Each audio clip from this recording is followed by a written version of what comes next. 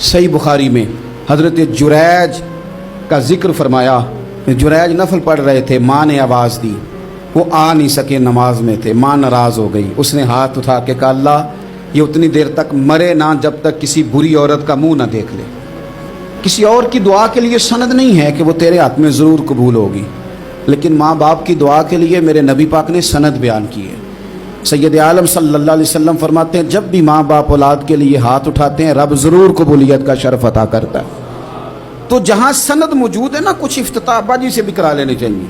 कुछ काम शुरू करने से पहले सिर्फ अम्मा से ही दुआ करा लेनी चाहिए। ये वाला इफ्तिताह भी बड़े काम का है, क्योंकि यहाँ सनद बयान कर दिया मेरे नबी करीम। तो जनाब जुरैज की माँ नाराज़ हो गई, कहने लगी, अल्लाह इसने मेरी बात नहीं सुनी। अब थे तो वो नेक, लेकिन रब करीम की हिकमत का तकाजा है, माँ की दुआ को भी कबूल करना था। अल्लाह ने आजमाइश में मुब्तला कर दिया। वालदा तो चली गई, वो एक खैमे में, एक कुटिया में, एक झोंपड़ी में इबादत करते थे, अल्लाह को याद करते थे, रब रब करते थे, और लोग उनकी बड़ी तारीफ़ भी करते थे।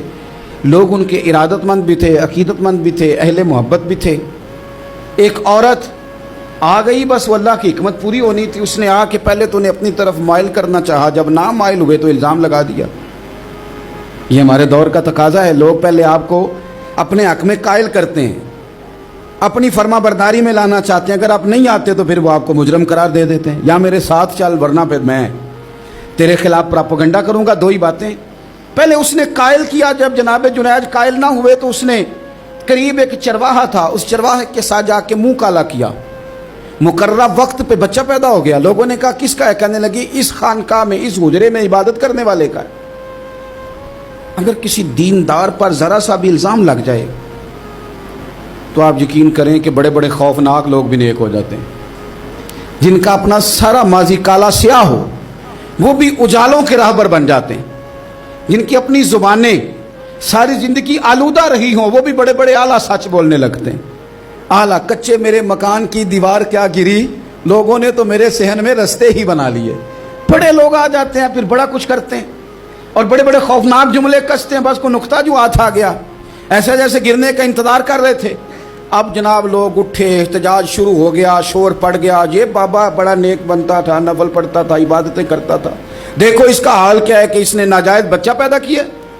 बगैर तहकीक के मैं कह चुका हूं कि उलझे उलझे बिखरे बिखरे रोज व शब देखेगा कौन, लोग तेरा जुर्म देखेंगे सबब देखेगा कौन। लोग तेरा जुर्म देखेंगे सबब कोई गौर नहीं करता कि वजह क्या थी। ओ भाई कुछ तो मजबूरियां रही होंगी, यूं ही कोई बेवफा नहीं होता।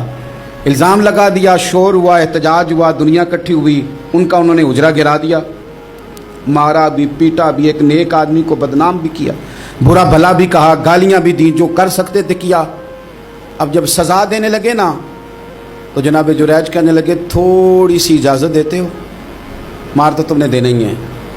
कहा जनाब ठीक है देते हैं। उन्होंने कहा सिर्फ 2 नफल पढ़ने हैं। अब वो नफल पढ़ रहे थे तो लोग उस वक्त भी कह रहे थे फराड ही कर रहा है, धोखा ही दे रहा है। चूंकि ज़हन बन गया ना, बदगुमानी आ गई। उन्होंने 2 नफल पढ़ के हाथ उठाए, कहा अल्लाह जाना तो मैंने है, पर इस रुसवाई के साथ जनाजे तक नहीं खराब हो जाते, कब्रें तक नहीं लोग बदनाम कर देते। कहा अल्लाह जाना तो है, फिर इस रुसवाई के साथ तो मेरी मदद फरमा। अब तो मेरा केस तेरी ही अदालत में है, तू रहमत का दरवाजा खोल।